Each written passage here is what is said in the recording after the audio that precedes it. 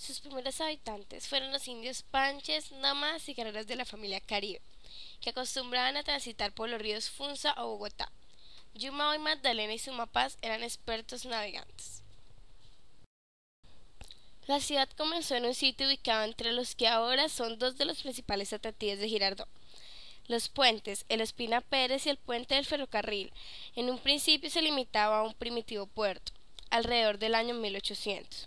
Según las crónicas, de no más de 20 casas, a donde se acogían los pasajeros que iban y venían de una orilla a la otra. En su marcha entre Cundinamarca y Tolima, en la canoa del señor Pastor Montero, don Pastor, vecino de Tocaima, quien se ganaba el pan transportando pasajeros diariamente a través de la majestuosa corriente, que los aborígenes llamaran Yuma, y los siglos posteriores los españoles designaran con el nombre de la Magdalena. Sobre estas playas bañadas por un espléndido sol se erigió la cuna de la ciudad. El río fue testigo de la transformación de la población, la cual desde la segunda mitad del siglo antepasado, desde los años 1852, observó cómo sus endebles cabañas cercanas a la orilla se empezaron a convertir en caserío, trepándose a lo alto de un plan, entreabriendo un asomo de progreso. La antigua población, para el año 1880, abarcaba desde la plaza de San Miguel, el patrono, hasta donde estaba hoy ubicado el Banco Popular. Los primeros 50 años de la villa Casas del Yuma fluyeron sin que nada extraordinario se apuntara en el progreso. El estancamiento en todo este lapso de tiempo se atribuye a que por aquellos años toda la actividad comercial de esta región estaba concentrada en Peñaliza, hoy Ricaurte, donde había establecidas importantes factorías de tabaco y de añil, y a donde arribaban los barcos que navegaban en el Alto Magdalena. La etapa del progreso vino a destacarse con el comienzo del siglo XX, hacia los años de 1900. Girardot ha recibido diferentes nombres desde sus raíces. Cuando los españoles llegan a este sitio, se llamó Puerto de las Canoas.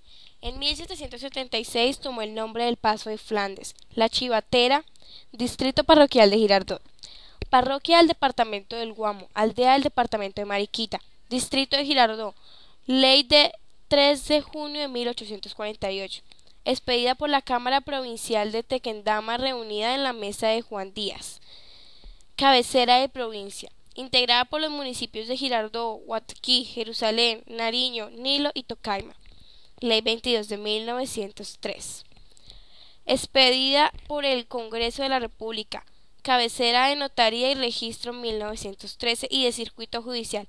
Ley de 32 del año 1907.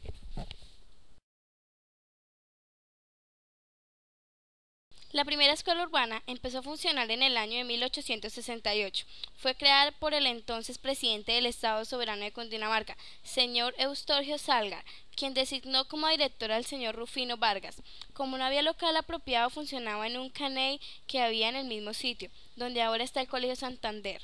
La primera escuela nocturna se fundó en el año de 1911, con destino exclusivo para los obreros. En este mismo año entró al magisterio la señorita Ana Lucía Reyes, institutora que consagró la mayor parte de su vida, unos 30 años, a la enseñanza de la juventud. El primer colegio para varones fue el Instituto Girardot, fundado en 18 de octubre de 1903. El Colegio de la Presentación, regentado por las reverendas hermanas de la ciudad, inició labores en febrero de 1903. La primera imprenta de la ciudad fue dada al servicio en el año 1903.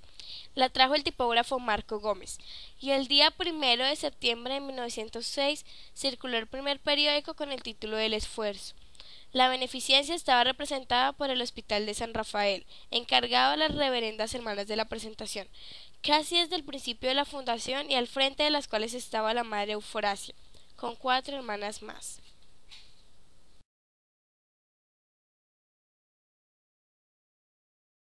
La luz eléctrica se conoció en Girardot el 30 de julio de 1906, por iniciativa de Manuel Núñez, activo industrial que, con el fin de atender las necesidades de su trilladora de café, montó una pequeña planta.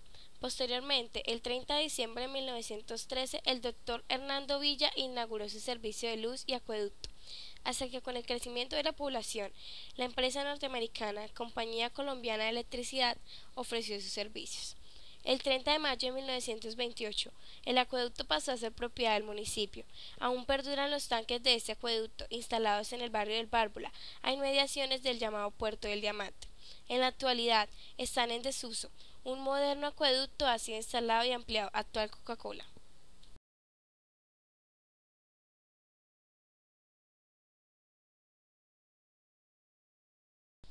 El 27 de mayo de 1881, siendo presidente de la Unión, el doctor Rafael Núñez dispuso que se diera principio a la línea del ferrocarril, a cuyo efecto por decreto ejecutivo se ordenó que el batallón quinto de línea que hacía la guarnición de Ibagué se denominara el quinto de zapadores y se trasladara a Girardot, como cuerpo destinado a los trabajos de la línea férrea. El 15 de julio se dio principio a los trabajos de movimiento de tierras, en medio de grande entusiasmo y de victorias a la paz y progreso de Colombia. Más tarde, para abreviar la realización de la obra, se hizo un contrato con el señor Francisco Cisneros, quien se comprometió en concluir el trayecto hasta Tocaima, el que se dio al servicio el 21 de diciembre de 1883. Las primeras locomotoras se nombraron Girardot y Bogotá. Por esta línea llegó la primera locomotora a Facatativá, el 13 de febrero de 1909.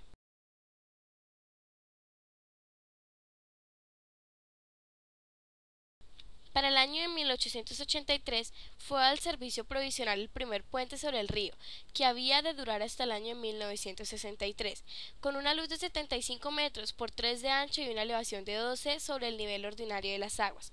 Su capacidad de resistencia fue de 600 kilos por metro cuadrado.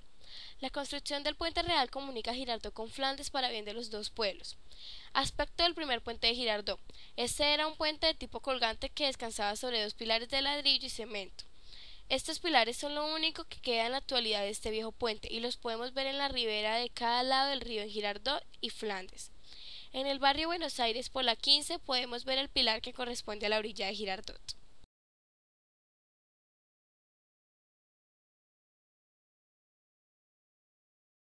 En cuanto a vías de comunicación, el mayor prestigio para Girardot lo trajo la navegación fluvial. Estas playas ocuparon el primer sitio entre los puertos del Alto Magdalena y alcanzaron a albergar hasta 52 unidades de diferentes compañías, que desataron para la ciudad una era de admirable progreso, años 1886 a 1935. La construcción de la carretera Cambao, 1925, y de los puertos Liébano y Salgar, que acervaron en menor tiempo a Bogotá, vino a producir el colapso de esta navegación fluvial. Sobre los deshechos muelles vagan las sombras de pongos y champanes, de chalupas y graciosos vaporcitos que anclaban en los fondeaderos. Entonces el puerto hervía de actividad. La carga para media república se cruzaba en los rústicos descargaderos y la mercancía colmaba la avidez insaciable de las bodegas. El dinero abundaba, como recuerdan los mayores con nostalgia aquella época en que el oro con sus águilas americanas o con las efigies inglesas. Rafael Rosso Vega, hombre sencillo, dinámico, jovial y optimista, más conocido como el Capi Rosso, llegó a nuestro pueblo para dar toda su alegría y calor humano que siempre le caracterizaron. Esto fue suficiente para fijarse una meta y así hacer de la ciudad de las Acacias un puerto turístico. Inspirado en su amado río Magdalena, emprendió la difícil tarea de complacer a sus visitantes que, atraídos por el calor, buscaban algo diferente.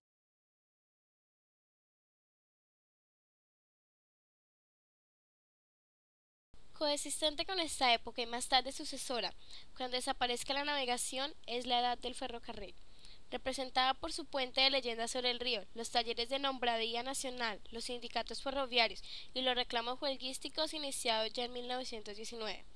La ciudad se doblará con las barriadas de las quintas, el ferrocarril mandaba y se hacía esperar cada día. La estación, además de ser la ciudadela donde se ensamblan máquinas o se fundían ingeniosamente repuestos o se practicaban cálculos de alta mecánica, era sobre todo la antesala donde concurría la aristocracia y el pueblo, que, depurado de aquel ambiente de puerto, gustaba de las atenciones y finuras del espíritu. Hoy, los talleres han sido trasladados a Flandes y la estación ha dejado de ser la antesala de la ciudad.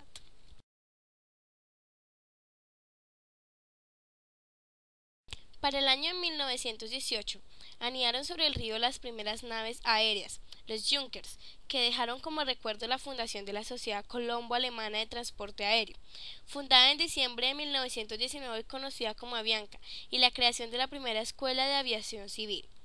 Este retrato de alas y de hélices habrá de perpetuarse más tarde, cuando avionetas y helicópteros lleguen en bandadas a proteger a los algodones.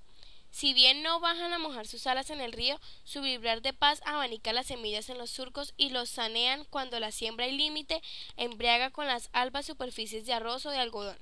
Describen círculos graciosos sobre la ciudad, como gaviotas fugitivas de mástiles remotos.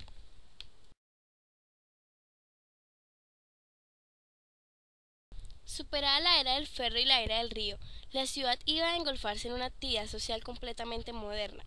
Desde el año 1932 apuntó la era del turismo con un sentido claro de urbanismo deleitoso, ampliáronse las calles y para suavizar las llamas que pretendían en la vega sembráronse miles de árboles, algarrobos, almendros y limoneros que extendían fresca sombra y teñirían de colorido los camellones y avenidas.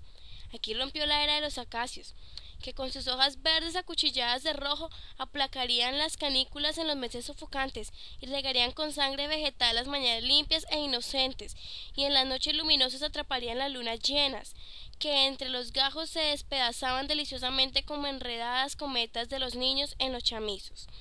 Esta vegetación primeriza junto con los millares posteriores, más de 12.000, borró el nombre del puerto y acuñó el poético de la ciudad de las acacias. Las ferias ganaderas realizadas ya para estos años iniciaban también su ascenso, que habría de tener alturas millonarias. Los diferentes almacenes y fábricas que existían o que se estaban construyendo formaban una fuerte generación de empleos para muchos ciudadanos.